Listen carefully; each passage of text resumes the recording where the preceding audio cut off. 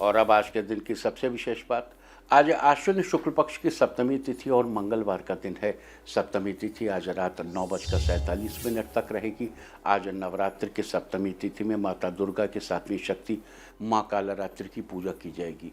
माँ कालरात्रि को शुभंकरी के नाम से भी जाना जाता है। आज देवी कालरात्रि की उपासना करने वाले व्यक्ति को किसी प्रकार का भय नहीं रहता। उनके मन से हर प्रकार का डर दूर होता है। अगर आपका कोई शत्रु आपके पीछे पड़ा हुआ है या आपके घर की सुख शांति कहीं खो गई है तो आज आपको माँ कालरात्रि की उपासना जरूर करनी चाहिए। साथ ही उनके इस मंत्र का 11 बार जप करना चाहिए। माँ कालरात्रि का मंत्र इस प्रकार है, जयत्वम देवी चामुंडे, जय भूतार्तिहारिणी, जय सर्वगते देवी कालरात्रि नमोस्तुते। ये तो हुई आज नवरात्रि के 7वें दिन माँ कालरात्रि की उपासना की चर्चा। साथ ही आपको ध्यान दिला दूं कि कल षष्ठी तिथि में आपने जिस बेल के पेड़ के पास जाकर देवी माँ का बोधन किया था, आज सप्तमी तिथि में व्रती को स्नान आदि के बाद फिर से उसी बेल के पेड़ के पास जाकर उसकी पूजा करनी चाहिए और हाथ जोड़कर कहना चाहिए, हे सौभाग्यशाली बिल्व, तुम सदा शंकर के प्यारे हो, तुमसे एक शाखा लेकर मैं दुर्गा पूजा करूंगा। हे प्रभु, टहनी काटने के कष्ट का अनुभव न करना, ये बिल्व तुम पेड़ों के राजा हो, मैं तुम्हें नमस्कार कहता हूँ। इस तरह कहकर पेड़ की दक्षिण पश्चिम दिशा या उत्तर पूर्व दिशा को छोड़कर कहीं से भी बेल की टहनी तोड़ लीजिए और तोड़ते समय मंत्र पढ़िए, ओम छिंद छिंदी फट फट ओम फट स्वाहा। इस प्रकार उस टहनी को घर में लाकर आदर के साथ पूजा स्थल पर रखिए और देवी दुर्गा की भांति उसकी पूजा करिए। तो ये थी आज सप्तमी तिथि की नवरात्रि की पूरी चर्चा। और अब बात करेंगे हनुमान जी की साधना के बारे में। नवरात्रि के 9 दिन शक्ति की उपासना के लिए विशेष महत्व रखते हैं। हर दिन ही शक्ति के रूप में देवी के अलग अलग स्वरूपों की साधना की जाती है और इस शक्ति की साधना से व्यक्ति कुछ भी करने की या कुछ भी पाने की क्षमता हासिल कर सकता है। हनुमान जी भी एक शक्ति हैं और अष्ट सिद्धि नवनिधि के दाता हैं और आज तो नवरात्रि के साथ ही मंगलवार का दिन भी है। लिहाजा आज का दिन शक्ति के रूप में हनुमान जी की साधना करने के लिए बड़ा ही अच्छा है। आज हम आपको बताएंगे कि कैसे आप हनुमान जी के सिर्फ एक मंत्र के जप से अपने सुख समृद्धि में बढ़ोतरी कर सकते हैं। हंग हनुमते रुद्रात्मकाय हुम फट। सबसे पहले हनुमान जी का मंत्र नोट करिए। हंग हनुमते रुद्रात्मकाय हुम फट, ये हनुमान जी का 12 मंत्र है, यानी 12 अक्षरों का मंत्र है। इस मंत्र का पुरस्चरण 1 लाख जप है। अगर आप इतना जप कर सकें तो बहुत अच्छा है, अगर नहीं तो आप अपनी क्षमता के अनुसार 10,000 या 1,000 मंत्रों का भी जप कर सकते हैं, लेकिन कीजिए जरूर, क्योंकि मंत्र जप से ही कोई भी साधना पूरी होती है। ध्यान रहे, साधना पूर्ण करने से पहले किसी के भी सामने इसकी चर्चा अवॉइड करनी चाहिए और आपको जितना जप करना है उसका पहले से ही संकल्प लेकर रख लेना चाहिए। एक बात और, जप शुरू करने से पहले हनुमान जी के 12 यंत्र का निर्माण करना चाहिए। यंत्र का निर्माण किस प्रकार करना है वो भी जान लीजिए। यंत्र के निर्माण के लिए केसर और लाल चंदन को घिसकर संभव हो तो लाल चंदन की कलम से भोजपत्र पर एक अष्टदल यानी 8 पंखुड़ियों वाला कमल बनाइए। अगर ये सब न हो तो एक लाल स्केच पेन से सफ़ेद कोरे कागज़ पर अष्टदल कमल बनाइए और उसके बीच में हनुमान जी का 12 अक्षर मंत्र लिखिए। मंत्र एक बार फिर से बता दूँ, हंग हनुमते रुद्रात्मकाय हुम फट। हंग हनुमते रुद्रात्मकाय हुम फट। मंत्र लिखने के बाद मंत्र के दोनों तरफ आपको एक एक लाइन खींचनी है, ठीक वैसी जैसी आपको टीवी स्क्रीन पर बने यंत्र में दिखाई दे रही है। देखिए, ये कोई मुश्किल काम नहीं है, आप बड़ी आसानी से यंत्र बना सकते हैं। लेकिन अगर आप नहीं बना सकते तो आप यंत्र हमारी वेबसाइट से डाउनलोड भी कर सकते हैं। और आपको बता दूं कि हनुमान जी के 12 मंत्र को सबसे पहले भगवान श्री कृष्ण ने अर्जुन से कहा था। साथ ही महाभारत में श्री कृष्ण ने अर्जुन के रथ की पताका पर हनुमान जी के इसी 12 यंत्र को लगाया था। इसके बाद ही अर्जुन युद्ध में विजयी हुए थे। वाहन दुर्घटना से बचने के लिए और यात्रा में अपनी सुरक्षा और सफलता के लिए ये यंत्र बहुत ही सिद्धिदायक है। लिहाजा आप भी आज हनुमान जी के इस यंत्र को बनाकर अपने वाहन, अपनी कार, अपनी मोटरसाइकिल आदि पर लगा सकते हैं। इससे आपकी सुरक्षा सुनिश्चित होगी और आपको कभी किसी दुर्घटना का भय नहीं होगा।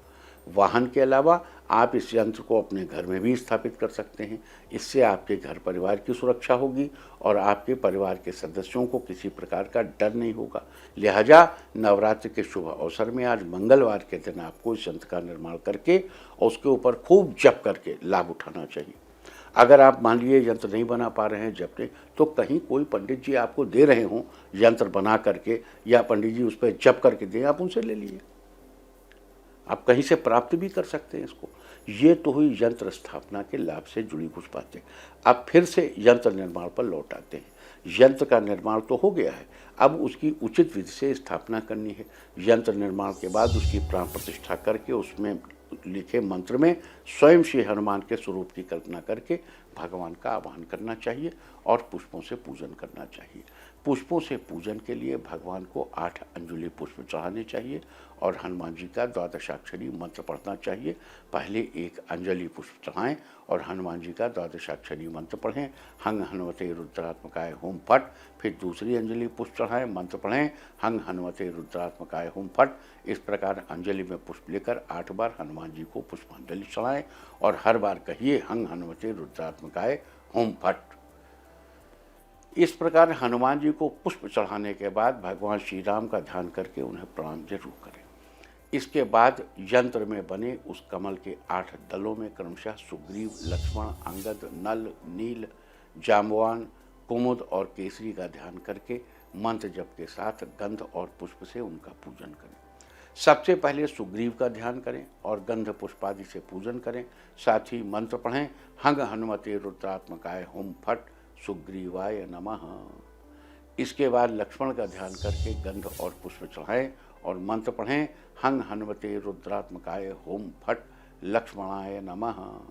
और फिर अंगद का ध्यान करके गंध पुष्प चढ़ाएं और मंत्र पढ़ें, हंग हनुमते रुद्रात्मकाय हुम फट अंगदाय नमः।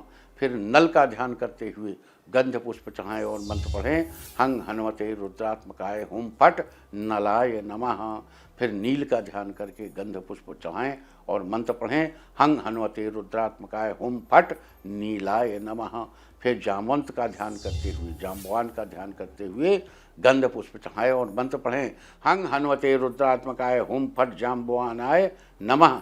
फिर कुमुद नामक वानर का, कुमुद का ध्यान करके गंध पुष्प चढ़ाएं और मंत्र पढ़ें, हंग हनुमते रुद्रात्मकाय हुम फट कुमुदाय नमः। और आखिर में केसरी का ध्यान करते हुए, केसरी नंदन हनुमान जी केसरी के पुत्र हैं, आखिर में केसरी का ध्यान करके गंध पुष्प चढ़ाएं और मंत्र पढ़ें, हंग हनुमते रुद्रात्मकाय हुम फट केसरियाय नमः।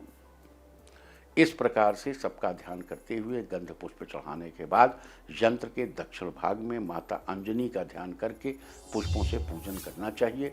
फिर उस दल के अग्रभाग में यानी आगे के हिस्से में ओम कपिभ्यो नमः मंत्र बोलते हुए 8 अंजलि पुष्प चढ़ाना चाहिए।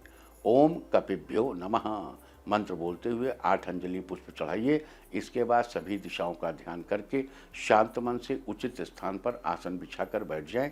फिर हनुमान जी का ध्यान करते हुए द्वादशाक्षरी मंत्र का जप शुरू करें। जितना संकल्प लिया हो उतना ही जप करें। हनुमान जी का द्वादशाक्षरी मंत्र एक बार फिर से दोहरा देता हूँ, हंग हनुमते रुद्रात्मकाय हुम फट। इस प्रकार उचित विधि से जप के बाद हनुमान जी को प्रणाम करना चाहिए। आपको एक बार फिर से बता दूं कि हनुमान जी के इस द्वादशाक्षरी मंत्र का जप करने से व्यक्ति बलवान बन सकता है, ताकत पा सकता है, भय से और स्वास्थ्य संबंधी समस्याओं से छुटकारा पा सकता है, अपनी सुरक्षा सुनिश्चित कर सकता है और अपनी सुख समृद्धि में बढ़ोतरी कर सकता है। मंत्र जप के बाद हनुमान जी को प्रणाम करके कम से कम एक ब्राह्मण को भोजन जरूर कराना चाहिए और भोजन कराने के बाद उन्हें कुछ दक्षिणा स्वरूप देकर उनका आशीर्वाद लेना चाहिए।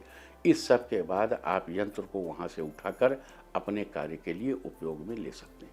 यानी यंत्र को आप अपनी कार पे चिपका दीजिए, अपनी मोटरसाइकिल पे लगा लीजिए, है ना, अपने घर में लगा लीजिए। तो ये सारी चर्चा थी आज मुख्य रूप से मंगलवार को नवरात्र के 7वें दिन हनुमान जी की साधना के बारे में।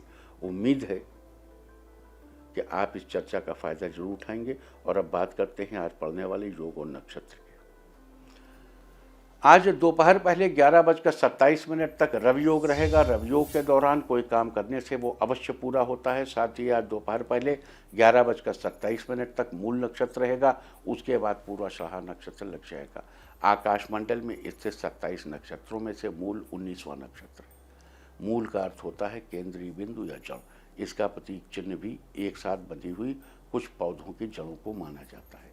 साथ ही मूल नक्षत्र का संबंध साल के पेड़ से बताया गया है। लिहाजा जिनका जन्म मूल नक्षत्र में हुआ हो उनको आज साल के पेड़ की उपासना करनी चाहिए। आज के दिन ऐसा करने से आपको शुभ फलों की प्राप्ति होगी। इंडिया टीवी हर वक्त हर जगह डाउनलोड करने के लिए सर्च करें India TV news Google play store या ऐप स्टोर पर।